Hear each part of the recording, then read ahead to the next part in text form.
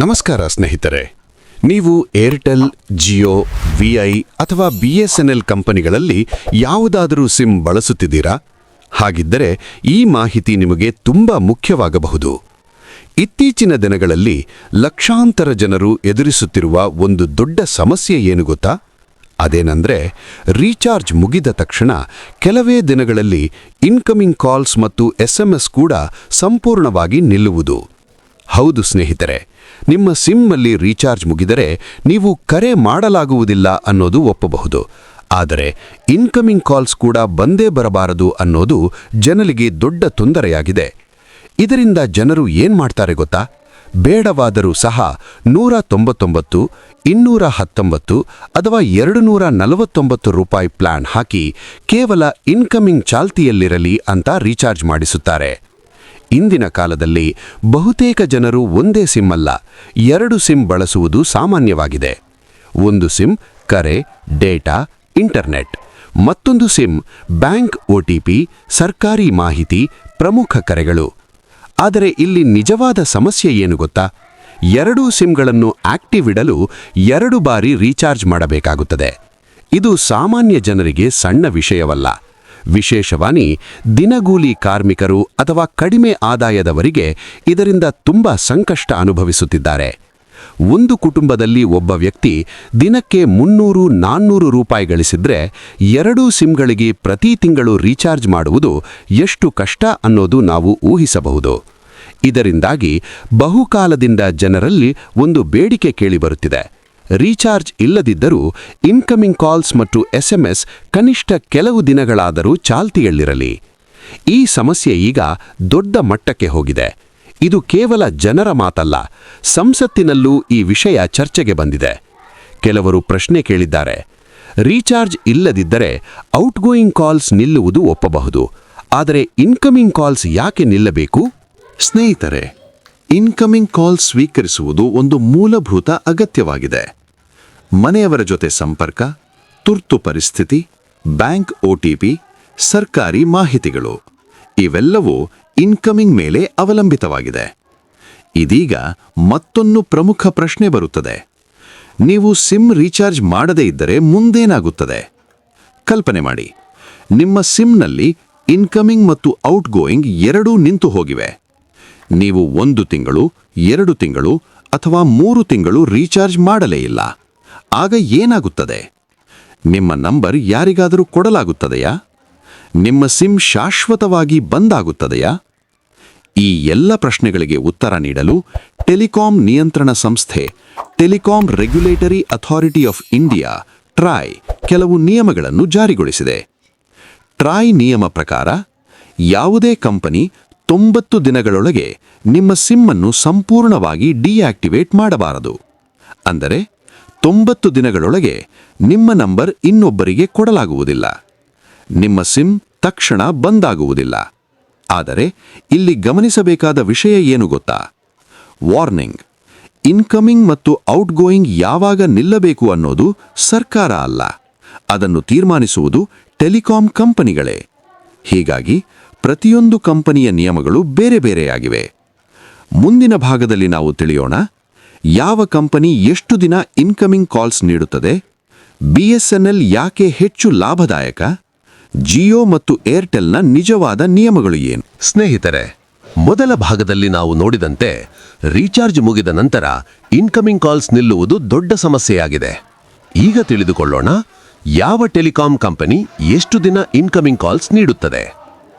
ಮೊದಲು ನೋಡೋಣ ಸರ್ಕಾರದ ಟೆಲಿಕಾಂ ಸಂಸ್ಥೆ ಭಾರತ್ ಸಂಚಾರ್ ನಿಗಮ್ ಲಿಮಿಟೆಡ್ ಬಗ್ಗೆ.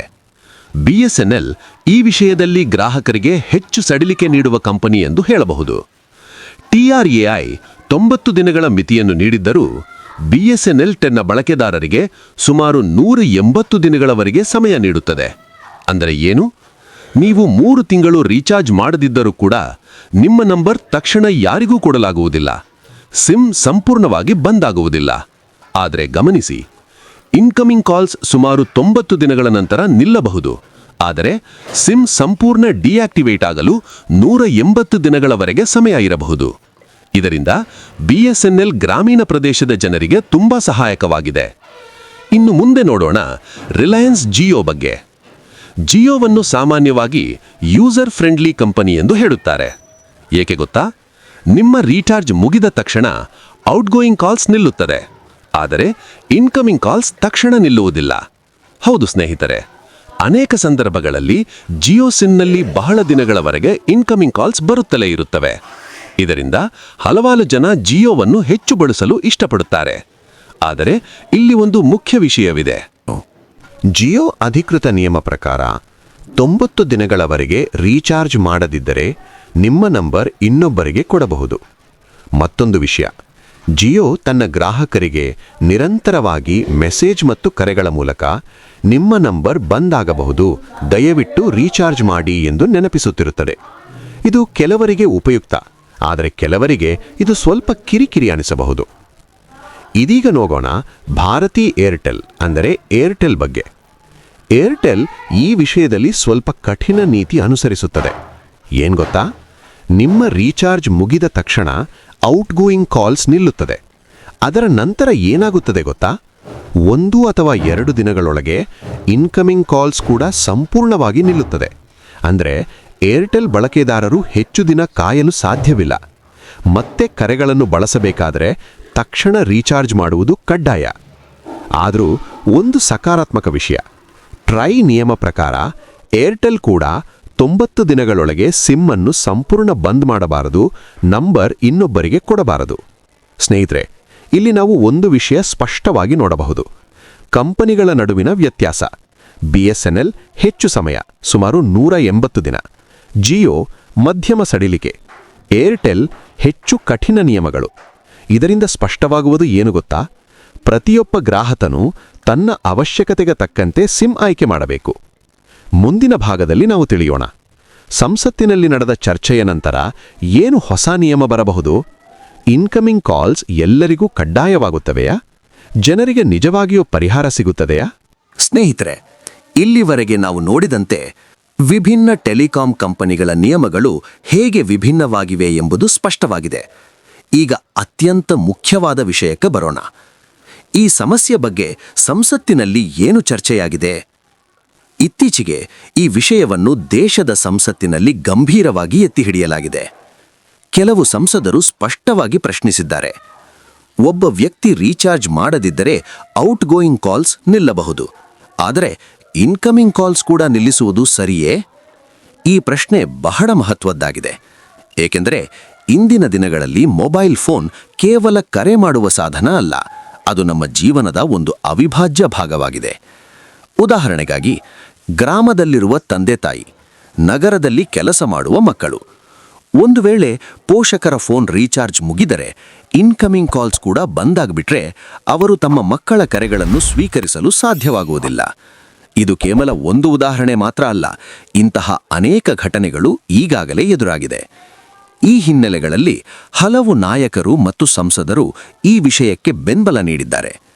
ಅವರ ಅಭಿಪ್ರಾಯವೇನೆಂದರೆ, ಟೆಲಿಕಾಂ ಕಂಪನಿಗಳು ಗ್ರಾಹಕರ ಅಗತ್ಯಗಳನ್ನು ಹೆಚ್ಚು ಗಮನದಲ್ಲಿಟ್ಟುಕೊಳ್ಳಬೇಕು ಮತ್ತು ರೀಚಾರ್ಜ್ ಇಲ್ಲದಿದ್ದರೂ ಕನಿಷ್ಠ ಕೆಲವು ದಿನಗಳವರೆಗೆ ಇನ್ಕಮಿಂಗ್ ಕಾಲ್ಸ್ ಚಾಲ್ತಿಯಲ್ಲಿರಬೇಕು ಎಂಬುದಾಗಿ ಒತ್ತಾಯಿಸಿದ್ದಾರೆ. ಈ ಎಲ್ಲ ವಿಚಾರಗಳನ್ನು ಗಮನಿಸಿದಾಗ ಟೆಲಿಕಾಂ ನಿಯಂತ್ರಣ ಸಂಸ್ಥೆ ಟ್ರಾಯ್ ಮುಂದಿನ ದಿನಗಳಲ್ಲಿ ಹೊಸ ನಿಯಮಗಳನ್ನು ತರಬಹುದು ಎಂಬ ನಿರೀಕ್ಷೆ ಹೆಚ್ಚಾಗಿದೆ. ಸಾಧ್ಯವಾಗುವ ಬದಲಾವಣೆಗಳು ಏನು ಗೊತ್ತಾ? ಎಲ್ಲ ಸಿಮ್ಗಳಿಗೆ ಕನಿಷ್ಠ ಇನ್ಕಮಿಂಗ್ ಸೇವೆ ಕಡ್ಡಾಯವಾಗಬಹುದು. ರೀಚಾರ್ಜ್ ಇಲ್ಲದಿದ್ದರೂ ಕೆಲವು ದಿನಗಳ ಗ್ರೇಸ್ ಪೀರಿಯಡ್ ನೀಡಬಹುದು. ಗ್ರಾಹಕರಿಗೆ ಹೆಚ್ಚು ರಕ್ಷಣೆ ನೀಡುವ ಹೊಸ ನಿಯಮಗಳು ಬರಬಹುದು. ಆದರೆ ಸ್ನೇಹಿತರೆ, ಇಲ್ಲಿಯವರೆಗೆ ಸರ್ಕಾರದಿಂದ ಯಾವುದೇ ಅಂತಿಮ ನಿಯಮ ಜಾರಿಯಾಗಿಲ್ಲ. ಅಂದ್ರೆ ಈಗಿರುವ ನಿಯಮಗಳೇ ಮುಂದುವರಿಯುತ್ತಿವೆ. ಕಂಪನಿಗಳ ನೀತಿಗಳೇ ಮುಖ್ಯವಾಗಿ ಅನ್ವಯವಾಗುತ್ತಿವೆ. ಆದರೂ ಸಂಸತ್ತಿನಲ್ಲಿ ಈ ವಿಷಯ ಚರ್ಚೆಯಾಗಿರುವುದರಿಂದ ಮುಂದಿನ ದಿನಗಳಲ್ಲಿ ದೊಡ್ಡ ಬದಲಾವಣೆ ಆಗುವ ಸಾಧ್ಯತೆ ಇದೆ. ಜನರೇ, ಈಗ ನಿಮ್ಮ ಅಭಿಪ್ರಾಯ ಬಹಳ ಮುಖ್ಯ. ನಿಮಗೇನನ್ಸುತ್ತೆ? ರೀಚಾರ್ಜ್ ಇಲ್ಲದಿದ್ದರೂ ಇನ್ಕಮಿಂಗ್ ಕಾಲ್ಸ್ ಚಾಲ್ತಿಯಲ್ಲಿರಬೇಕೇ ಅಥವಾ ಈಗಿನ ನಿಯಮ ಸರಿಯೇ? ನಿಮ್ಮ ಅಭಿಪ್ರಾಯವನ್ನು ಕಮೆಂಟ್ನಲ್ಲಿ ತಪ್ಪದೇ ತಿಳಿಸಿ ಸ್ನೇಹಿತರೆ. ಇಲ್ಲಿವರೆಗೆ ನಾವು ಸಂಪೂರ್ಣ ವಿಷಯವನ್ನು ವಿವರವಾಗಿ ನೋಡಿದ್ದೇವೆ. ಈಗ ಇದನ್ನು ಸರಳವಾಗಿ ಒಂದು ನಿರ್ಣಯವಾಗಿ ಹೇಳೋಣ. ರೀಚಾರ್ಜ್ ಮುಗಿದ ನಂತರ ಔಟ್ಗೋಯಿಂಗ್ ಕಾಲ್ಸ್ ನಿಲ್ಲುವುದು ಸಾಮಾನ್ಯ. ಆದರೆ ಇನ್ಕಮಿಂಗ್ ಕಾಲ್ಸ್ ಕೂಡ ನಿಲ್ಲುವುದು ಜನರಿಗೆ ದೊಡ್ಡ ಸಮಸ್ಯೆ. ಟ್ರಾಯ್ ನಿಯಮ ಪ್ರಕಾರ 90 ದಿನಗಳೊಳಗೆ ಸಿಮ್ ಸಂಪೂರ್ಣವಾಗಿ ಬಂದ್ ಆಗುವುದಿಲ್ಲ. ನಿಮ್ಮ ನಂಬರ್ ಇನ್ನೊಬ್ಬರಿಗೆ ಕೊಡಲಾಗುವುದಿಲ್ಲ. ಆದರೆ ಇನ್ಕಮಿಂಗ್ ಮತ್ತು ಔಟ್ಗೋಯಿಂಗ್ ಕಾಲ್ಸ್ ಯಾವಾಗ ನಿಲ್ಲಬೇಕು ಅನ್ನೋದು ಟೆಲಿಕಾಂ ಕಂಪನಿಗಳೇ ನಿರ್ಧರಿಸುತ್ತವೆ ಎಂದು. ಈ ವಿಷಯ ಸಂಸತ್ತಿನಲ್ಲಿ ಚರ್ಚೆಯಾಗಿರುವುದರಿಂದ ಮುಂದಿನ ದಿನಗಳಲ್ಲಿ ಹೊಸ ನಿಯಮಗಳು ಬರಬಹುದೆಂಬ ನಿರೀಕ್ಷೆ ಇದೆ. ಆದರೆ ಅದುವರೆಗೂ ನೀವು ಮಾಡಬೇಕಾದದ್ದೇನು? ನಿಮ್ಮ ಮುಖ್ಯ ಸಿಮ್ ಯಾವುದು ಎಂದು ತೀರ್ಮಾನಿಸಿ ಅದನ್ನು ಯಾವಾಗಲೂ ಆಕ್ಟಿವ್ ಆಗಿ ಇಟ್ಟುಕೊಳ್ಳಿ. OTP ಅಥವಾ ಮುಖ್ಯ ಕೆಲಸಗಳಿಗೆ ಬಳಸುವ ಸಿಮ್ಗೆ ವಿಶೇಷ ಗಮನ ಕೊಡಿ. ಸಾಧ್ಯವಾದರೆ ದೀರ್ಘಾವಧಿಯ ರೀಚಾರ್ಜ್ ಪ್ಲಾನ್ ಬಳಸುವುದು ಉತ್ತಮ. ಸ್ನೇಹಿತರೆ, ಈ ಮಾಹಿತಿ ನಿಮಗೆ ಉಪಯುಕ್ತವಾಗಿದೆ ಅನ್ನಿಸುತ್ತಿದೆಯೇ?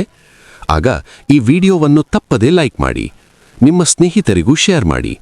ಇನ್ನೂ ಇಂತಹ ಉಪಯುಕ್ತ ಮಾಹಿತಿಗಾಗಿ PM ಸೇವಾ ಕನ್ನಡ ನ್ಯೂಸ್ ಚಾನೆಲ್ ಅನ್ನು ಸಬ್ಸ್ಕ್ರೈಬ್ ಮಾಡಿ. ನಿಮ್ಮ ಅಭಿಪ್ರಾಯವನ್ನು ಕಮೆಂಟ್ನಲ್ಲಿ ತಿಳಿಸಿ. ನೀವು ಯಾವ ಸಿಮ್ ಬಳಸುತ್ತೀರಿ? ನಿಮ್ಮ ಅನುಭವ ಏನು? ನಿಮ್ಮ ಪ್ರತಿಯೊಂದು ಕಮೆಂಟ್ ನಮಗೆ ಬಹಳ ಮುಖ್ಯ. ಧನ್ಯವಾದಗಳು. ಕಂಪನಿಗಳ ಸ್ಥಿತಿ ನೋಡಿದ್ರೆ BSNL ಹೆಚ್ಚು ಸಮಯ, ಸುಮಾರು 180 ದಿನಗಳ ಸುರಕ್ಷತೆ. ಜಿಯೋ ಮಧ್ಯಮ ಸಡಿಲಿಕೆ. ಏರ್ಟೆಲ್ ಹೆಚ್ಚು ಕಠಿಣ ನಿಯಮ. ಸ್ನೇಹಿತರೆ, ಇಲ್ಲಿ ನಾವು ತಿಳಿಯಬೇಕಾದ ಪ್ರಮುಖ ವಿಷಯ ಏನು ಗೊತ್ತಾ?